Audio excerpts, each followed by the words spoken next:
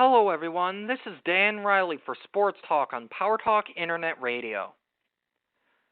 We are constantly given the latest news on the newest super team in the NBA at the end of the year, and this offseason has been no different, has it? We are informed on Russell Westbrook and LeBron James seemingly every 5 minutes. These stars constantly begging to sign for a team that already has two.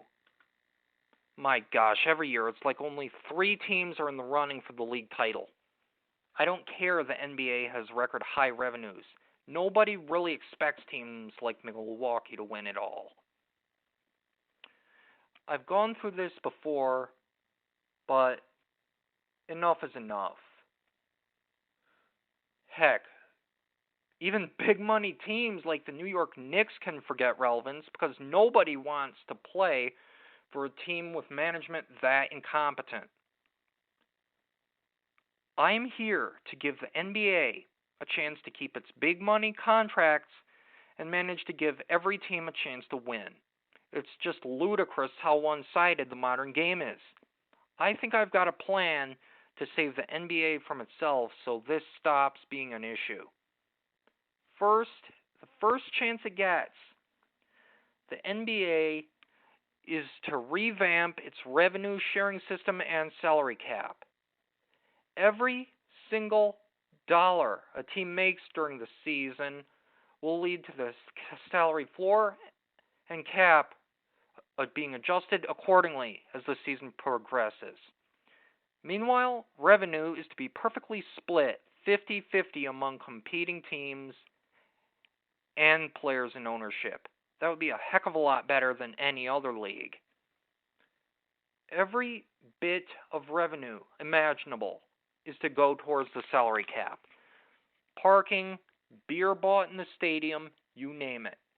It counts if it has something to do with money spent at the arena that could wind up in ownership's hands. Simple. I'm not just talking TV, radio, gate receipts, stuff like that. There's no other way to determine revenue. Cash that goes towards ownership. It's simple common sense. No more of this basketball-related revenues garbage. Thirdly, the NBA is to completely abandon the draft lottery altogether. Every single year, record determines where you will draft a player from now on. I'm surprised the league gave up on that altogether. It makes it impossible for teams to get young talent.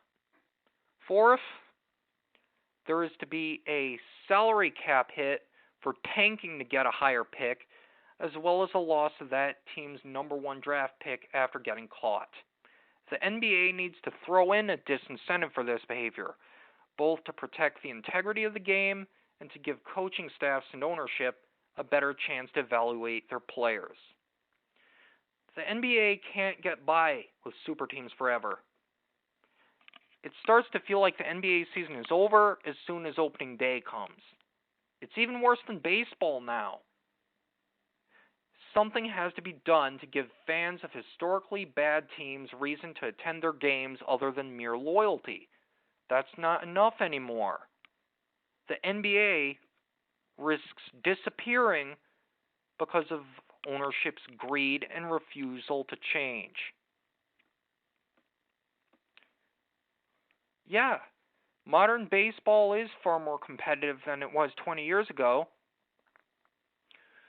Basketball needs to rise from the ashes in a similar fashion. It can and it must.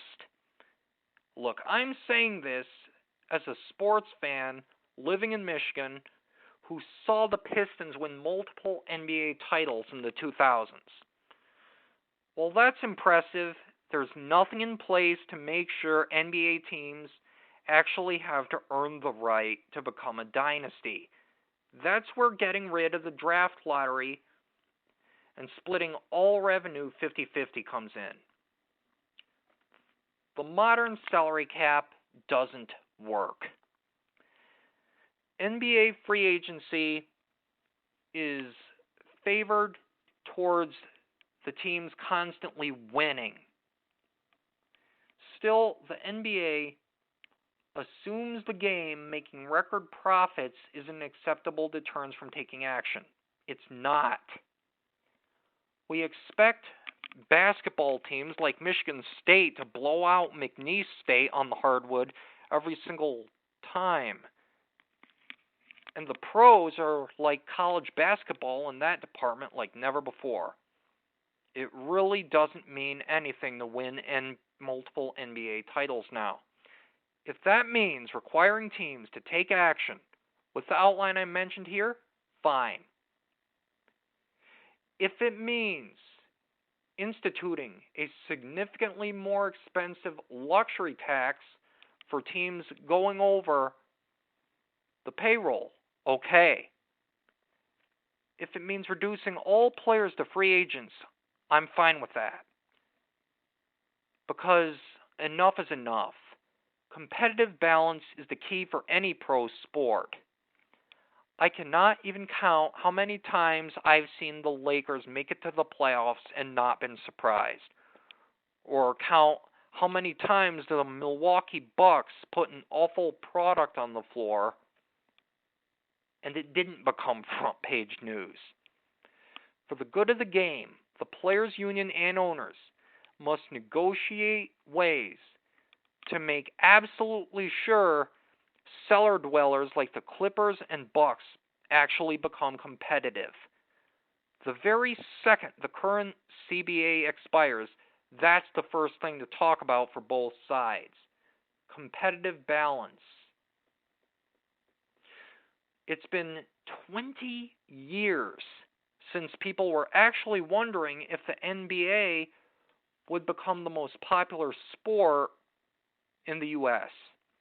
If everyone in the game of professional basketball wants those days to return, action needs to be taken.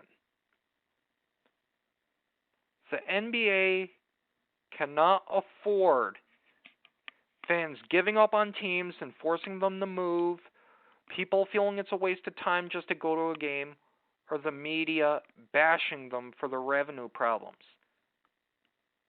That kind of stuff is just as much a threat to the survival of the game as any ref or player betting on the outcome of one. This is Daniel Riley for Sports Talk on Power Talk Internet Radio. Thank you so much for tuning in, and I hope you all tune in again next week.